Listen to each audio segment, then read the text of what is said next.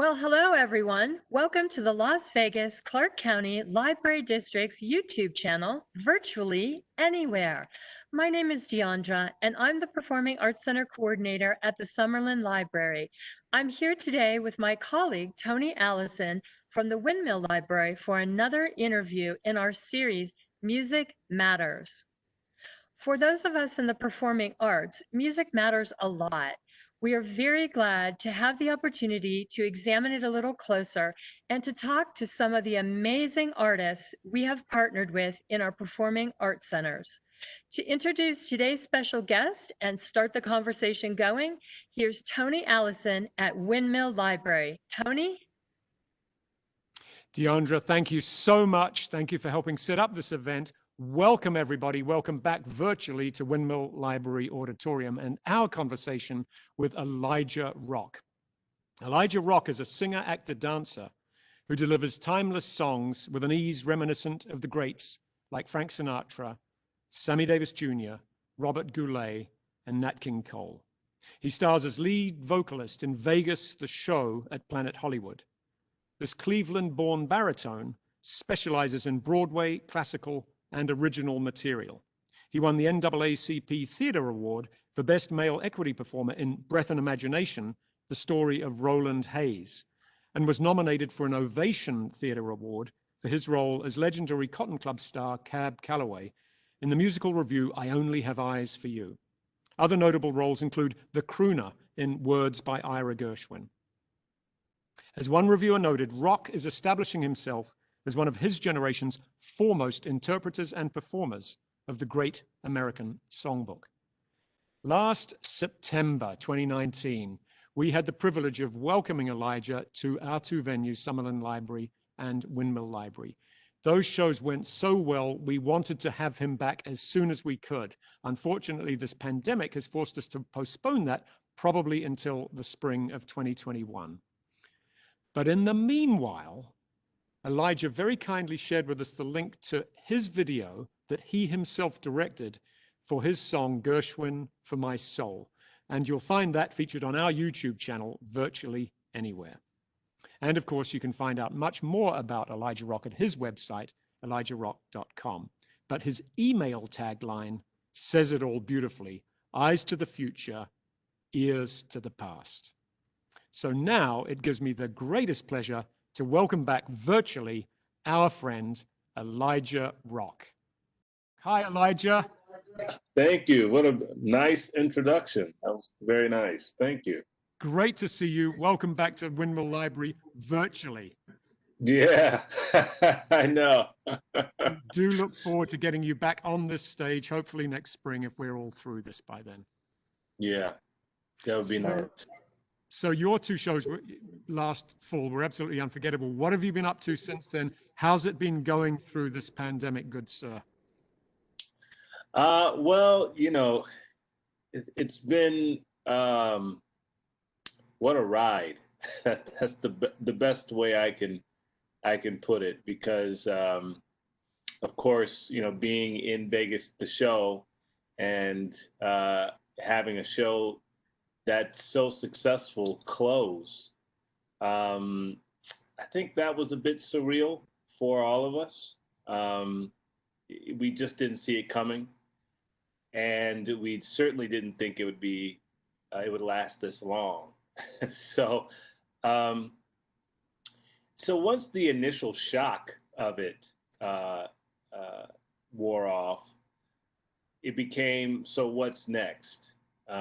You know, I have an album that we'll talk about later that's in the can, ready to go. And so we were making plans to put out the record.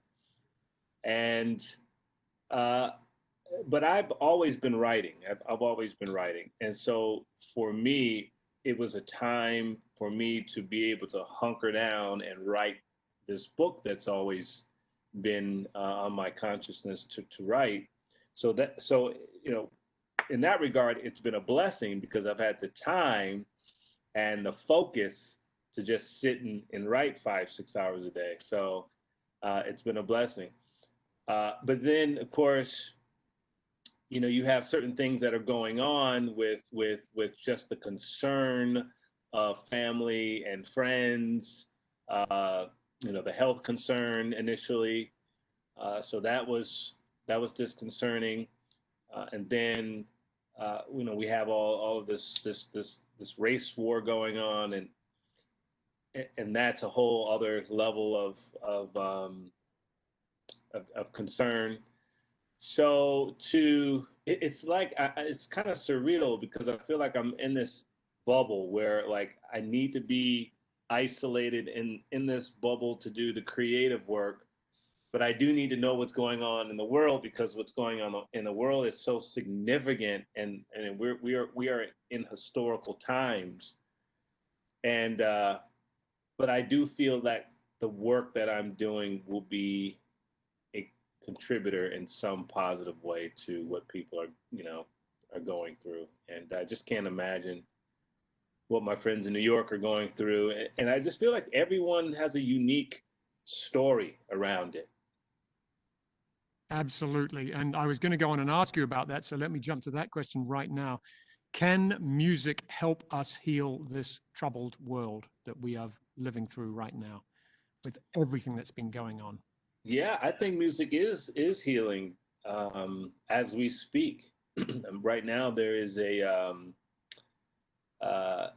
people are consuming music at a very intense level. And that's a very good thing because, and I heard through a statistic that the kind of music I sing, the classics, are actually very high in the streaming world because it's soothing music, right? And jazz and classical music, American Songbook music, it's soothing music, familiar music. Even if you don't know the lyric, you've heard the melody. So children's music with all the kids being home is soaring right now. So music and artistic content is really, really important right now. And it's going to be for a while because there's not really enough content to meet the demand. Mm-hmm.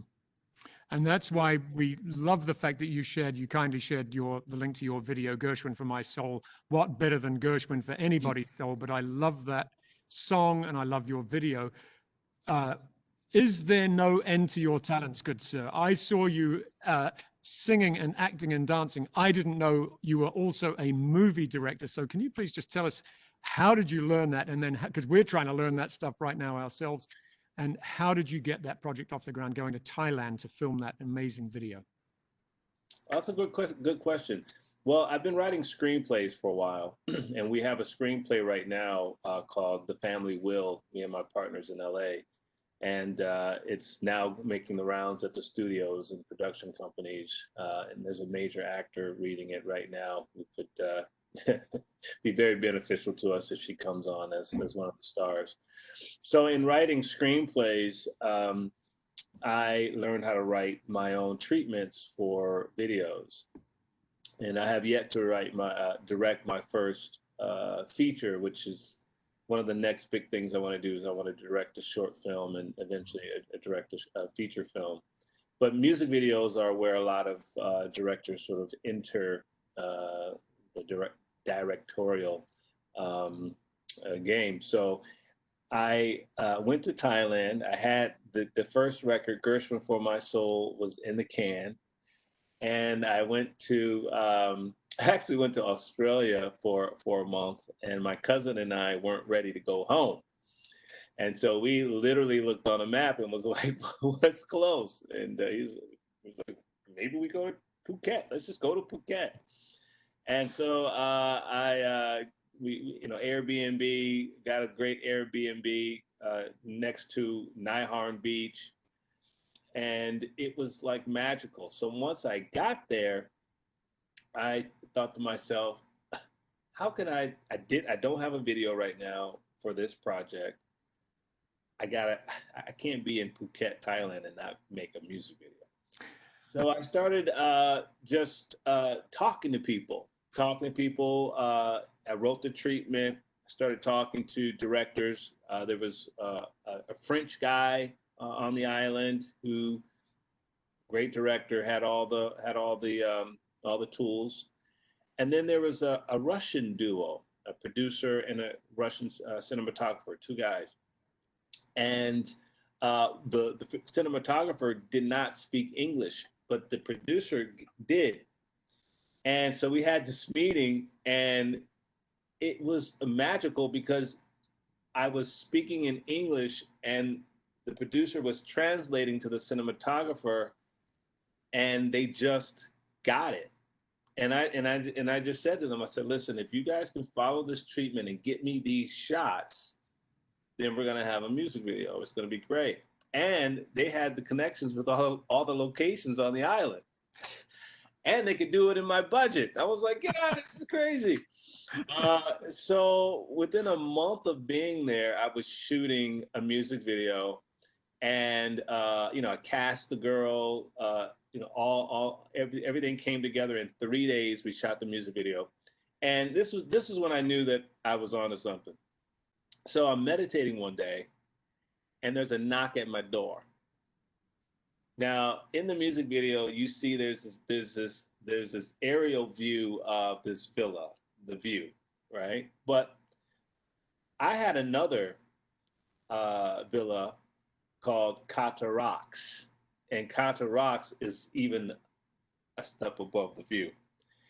And so they wanted me to give them a free concert for them gifting me a room to shoot the video and everything. And long story short, there were some issues with that deal, and there was a knock on my door, and I go to the door, and there's 3 guys standing there. So the guys are like, "Well, we heard you're a singer," and I'm like, "Where'd you hear that?" They're like, "Well, your landlord, who lives at the top of the mountain, had a party and was talking about you." I said, "Oh, wow, that's really cool." And they're like, and one guy said, "Yeah, I think I heard you on the radio," because they had some local radio play in Phuket. And then another guy goes, I say, "Well, that's really cool. I'm going to be using Kata Rocks to shoot the music video. We're going to use that as the villa." And the guy goes, "Well, I'm the contractor for the view, and I'll give you a villa in addition to Kata Rocks." So I'm like, hold on. You mean to tell me I can shoot Kata Rocks? That's like, that could be her villa, and then my villa could be the view, or right? And he goes, "Yeah." He goes, "Yeah, just give us a little, highlight in the video." And I ended up not going with Kata because he goes, "I'll give you 3 days." Wow, Elijah, this is amazing. Talk about being in the right place at the right time. That's incredible. The whole thing looks like a James Bond movie or something. It's so cool. And it's like, thank you. Well, yeah, I mean, I wanted my brand. I thought it was the perfect location and the perfect song to articulate my brand, which is romance. And I think that romance is a lost art. We see it in the movies, but we don't necessarily see it played out in real life. And so I just thought the video was a great way of articulating how I feel about this idea and this authentic connection between men and women. Yeah, thank you. Talking of your brand, look what I've got. This is a treasure. It's a souvenir from last fall, and please know that I think of you every day that I use this. It's really, really practical, but it's also got your logo on it. Where did you get such a fabulous logo? Who came up with that? Did you design that? No, well, I have my, I'm always repping the logo. I'll always repping the logo. So my friend David Glossner, who I met in LA, and he lives in Rochester, New York. When he was in LA, we were just talking one day, and I said, I wanna design a logo. So I designed the basic concept, and then he took it from there. And and now it's trademarked in like 3 or 4 different verticals across the entertainment spectrum, and it cost me a lot of money, but I'm glad I did it. It's worth it. All right, from there, we've got to go on to what you've been working on. You said this has given you the opportunity to do some writing. Please tell us about the book that you've got coming out very shortly. And again, is there no end to your talents? Not only a up-and-coming movie director and everything else, now you're an author as well, or you soon will be. Yeah. It's the manuscript is done. The pre-orders are on Amazon. It's called The Fine Art of Romance, a Bachelor's Handbook. And it really is about the first part of a 2-book series. And the next one will be Matters of the Heart, a Bachelorette's Handbook. But this first book is really focused on guys and men who it's an intrinsic look at how we as men can connect deeper, more deeply to our authentic self through certain practices, and up-level our communication skills so that in essence we court at a higher level. And with that comes a reverence for women, a respect for women. And I think that, I take them from like the outer to the inner. It's like what women like in a dating profile, the art of haberdashery, how to present yourself. So it's not just, it's external moving into the internal. And so, and I think men need to have resources where we can go and be reminded of who we are, be reminded of who we need to become to stand in our power. And also I give, it's like once you are at a certain level, then you are more apt to attract a woman who can meet you where you are. And I think a lot of women nowadays are dismayed by, women who are on their purpose and they're high achievers and they're getting things done. And I think that they are feeling like there's not a strong enough pool of men who have their it together. You know what I mean? And it's and a lot of young men don't know. Like, we aren't really taught these types of things, and a lot of fathers who aren't in the home aren't there to relay this information to their young boys. So a lot of young men are having to figure a lot of this stuff on their own. So I kind of speak to them as a mentor, as a big brother, as a role model, as a king, and I use that as a metaphor for being a sovereign, holding a preeminent position in your family and in your community and in your relationship with women, and that's what it's about. It's all in 100 pages. So I get it in.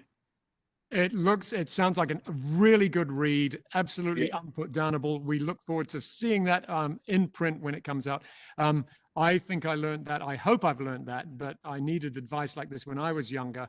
But I think I finally belatedly learned it from my infinitely better half when she said, "You're not a good listener," or at least she showed me I wasn't a good listener, the art of listening. And it's like, I had to learn that. Yeah, it's a big one. And a lot of men have to be able to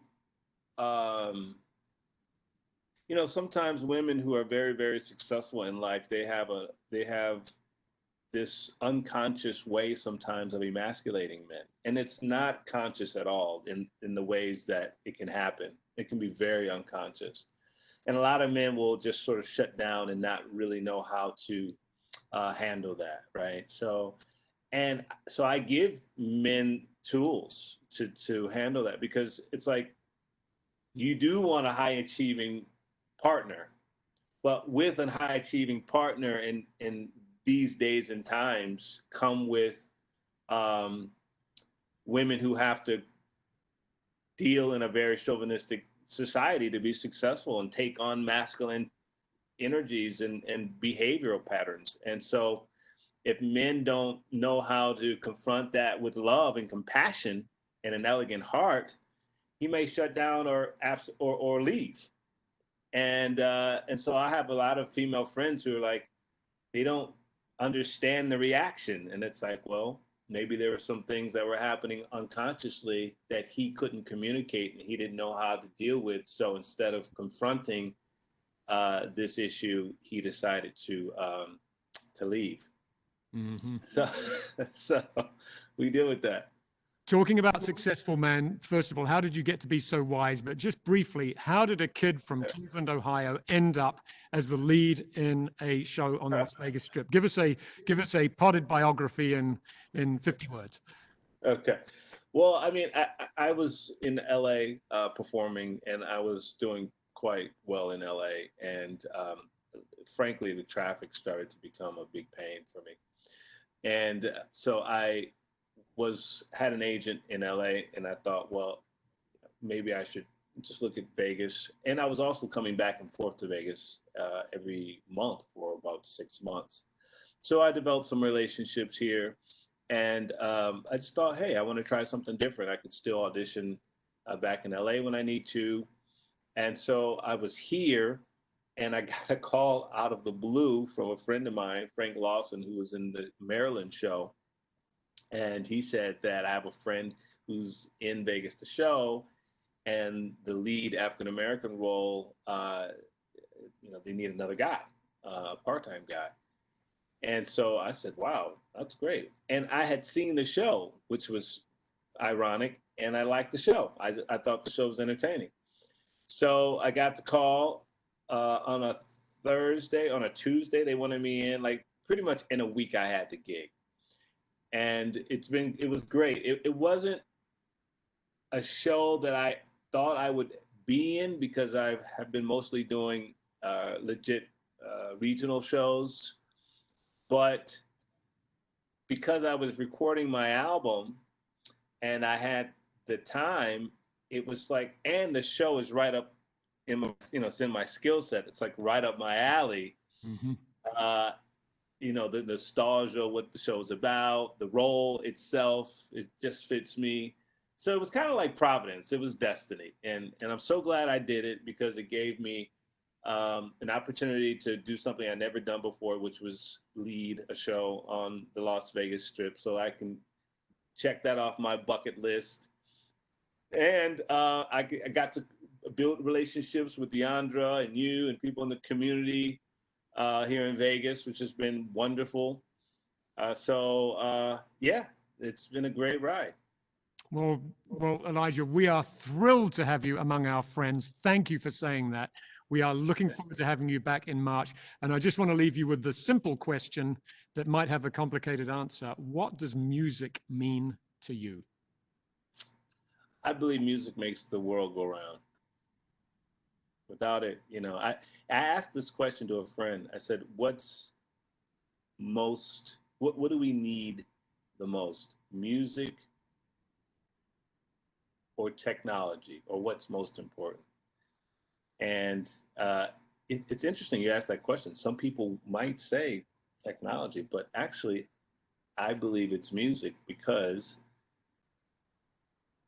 the human voice is the first instrument.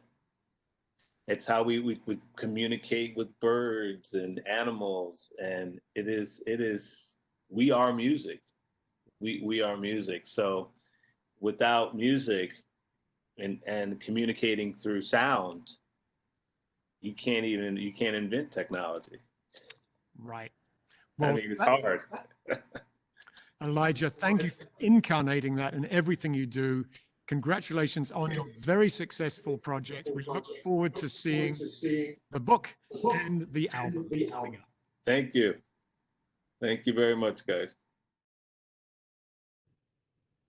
Thank you, Elijah, for joining us today. It was great to have you back with us on our new virtual platform. And thank you, Tony, for another fabulous interview.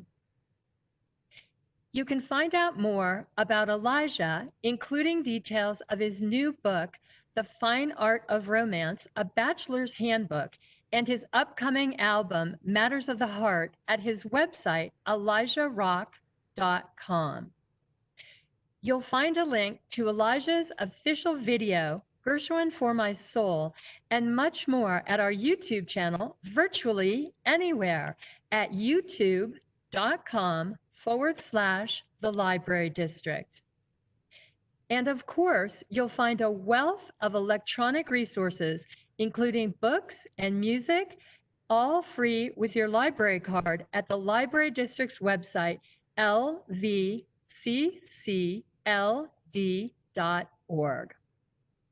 Thanks for watching, everybody. See you back at your local library branch very soon. Please join us again on our YouTube channel for more episodes of Music Matters. Be safe and be well.